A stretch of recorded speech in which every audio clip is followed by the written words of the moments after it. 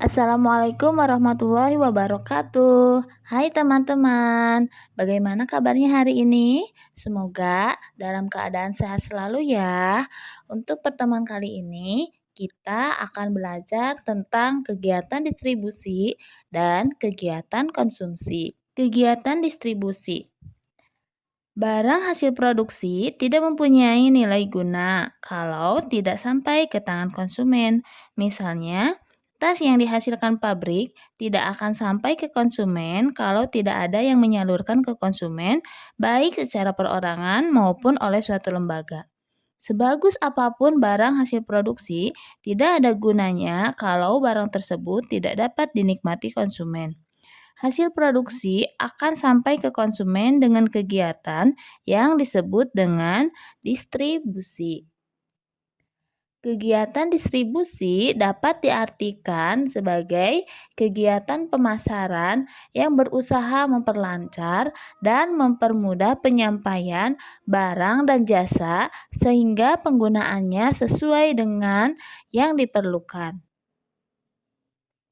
Adapun tujuan distribusi, yang pertama, kelangsungan hidup kegiatan produksi terjamin. Yang kedua, barang atau jasa hasil produksi dapat bermanfaat bagi konsumen.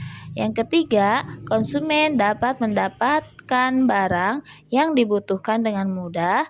Dan yang keempat, menyalurkan barang dari produsen kepada konsumen. Coba perhatikan gambar di bawah ini. Untuk mencapai tujuan distribusi, ada beberapa cara yang dilakukan agar barang sampai kepada konsumen. Cara tersebut antara lain, yang pertama, distribusi langsung, yaitu distribusi barang atau jasa tanpa melalui perantara, sehingga penyaluran barang langsung dari produsen kepada konsumen. Contohnya, kegiatan distribusi yang termasuk distribusi langsung adalah pedagang bakso yang langsung menjual dagangannya kepada konsumen atau pembeli bakso.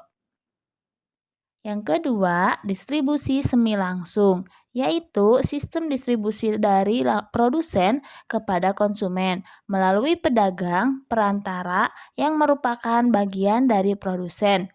Misalnya, pabrik tekstil menyalurkan kainnya melalui konveyor.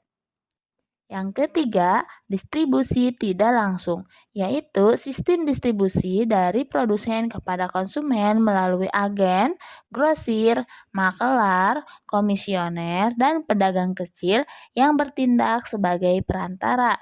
Contoh kegiatan distribusi tidak langsung adalah PT Pertamina yang menyalurkan gas LPG melalui agen-agen gas LPG untuk disalurkan kembali ke pengecer hingga kepada konsumen terakhir. Yang ketiga, yang akan kita bahas sekarang itu adalah tentang kegiatan konsumsi. Manusia setiap hari melakukan kegiatan konsumsi dengan tujuan untuk memenuhi kebutuhan. Kegiatan yang dilakukan manusia tergantung dari tujuannya masing-masing hidup individu.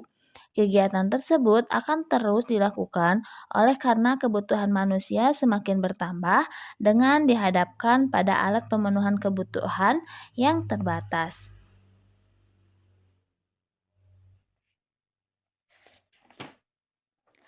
Coba kita perhatikan gambar di bawah.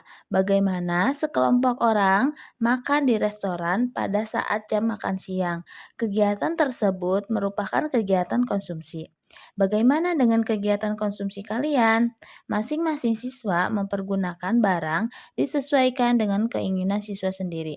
Siswa di sekolah menggunakan buku, pensil, pulpen, tas, sepatu, seragam, dan lain-lain. Maka ini semua disebut dengan konsumsi.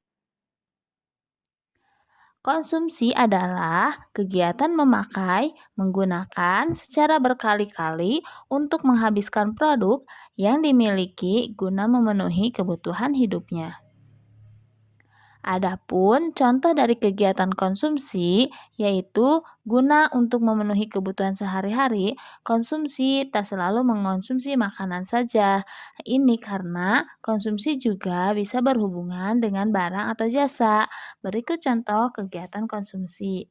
Yang pertama, manusia membutuhkan listrik untuk melakukan kegiatan sehari-hari. Yang kedua, selain listrik, manusia membutuhkan lampu atau lilin untuk penerangan saat malam hari. Yang ketiga, manusia membeli dan menggunakan transportasi untuk bepergian ke tempat lain. Yang keempat, para pelajar membutuhkan ballpoint atau pensil untuk menulis. Nah, dan banyak lagi contoh dari kegiatan ekonomi.